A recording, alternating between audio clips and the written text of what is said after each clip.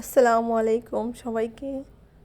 আবার অনেক দিন পর আপনাদের কাছে একদিন নিনজা টেকনিক নিয়ে হাজির হয়ে গেলাম।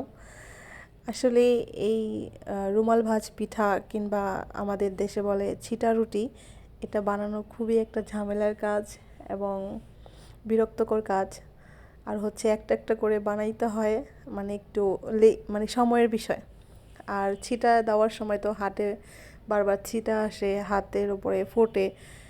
তো আজকে এই বিরক্তকর, অবশ্য আমি পিঠা বানাইতে পারি, এই পিঠাটা আমি খুব সুন্দর বানাইতে পারি, কিন্তু আমার কাছে আছে আজকে একটা নিনজা টেকনিক।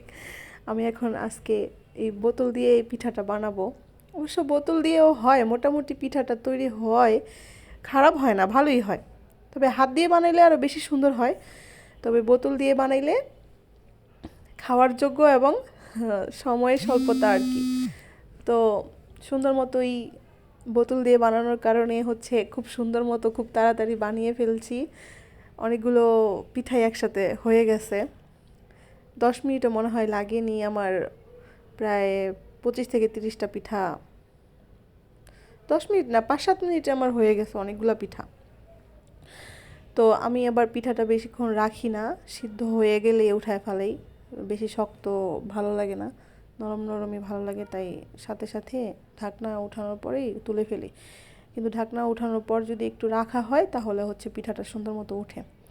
তো এক হাত দিয়ে আমার মানে এক হাত দিয়ে ফোন ভিডিও করতেছি আর আরেক হাত দিয়ে কাজ করতেছি। তো দেখেন বোতল দিয়ে দিচ্ছি, ভালোই হচ্ছে, খারাপ হচ্ছে না। মানে আমার কাছে তো মোটামুটি কাজটা করতে ভালোই লাগতেছে, যেহেতু মানে চোরামি, আমরা একটু অলস টাইপের, তো বিশেষ করে আমি হচ্ছে একটু অলস টাইপের, শর্টকাট রাস্তা খুঁজি সব সময়। তো হচ্ছে আমি শর্টকাট করার জন্য আর কি এই বোতলটাকে, তেলের বোতল ছিল এটা, ছিদ্র করে হচ্ছে বানাইতেছিলাম। দুই চলে একসাথে দিয়ে দিছি, যেহেতু আমার পড়া আছে তাই তাড়াতাড়ি করার জন্য আমি এই টেকনিকটা কাজে লাগাইলাম। যদিও আমি আদার্স আরও ভিডিওতে দেখছি, কিন্তু হঠাৎ করে এই বুদ্ধিটা আমার মাথায়, মানে কাম চোরামি করার জন্য আর কি চলে আসছিল। তো বানিয়ে ফেললাম অনেকগুলাই। আমি আপনাদের হাতে বানিয়ে, মানে হাতে ছিটানোটাও দেখাবো।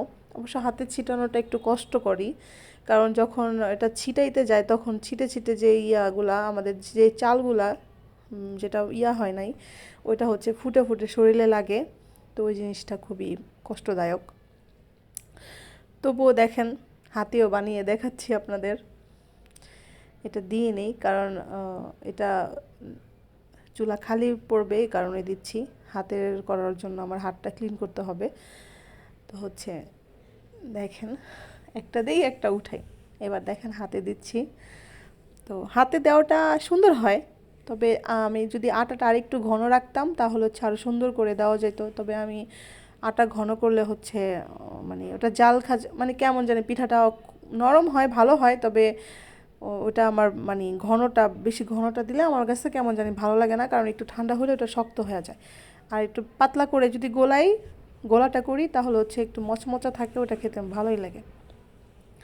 তো একটা দিবে একটা উঠাবো, এটা তো আমি হাতে ছিটায় দেখাচ্ছি। তো দেখেন,